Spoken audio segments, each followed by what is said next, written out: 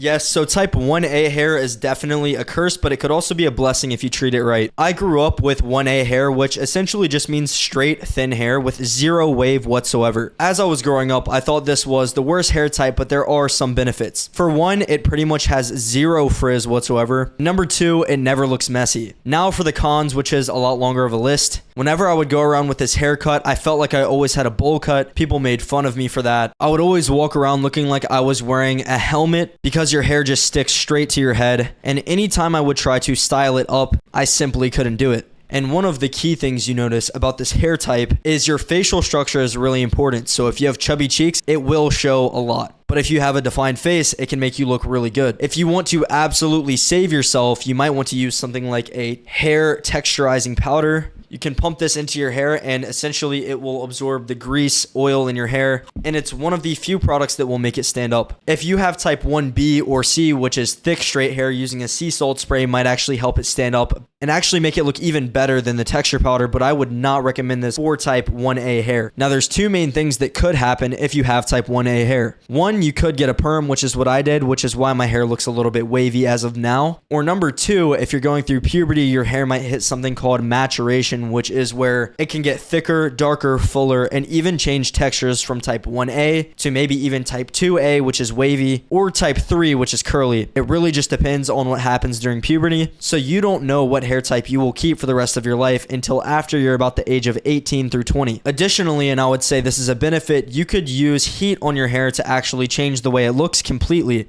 For example, if you want to make it flip up in the front, you could use a flattening iron or even a blow dryer to add a ton of volume and maybe even a little bit of wave. But do keep in mind, if you do this, your hair will revert back to 1A extremely straight as soon as it gets wet once again, which is why I recommend a perm. And if you want to look better every single day, make sure you drop a follow.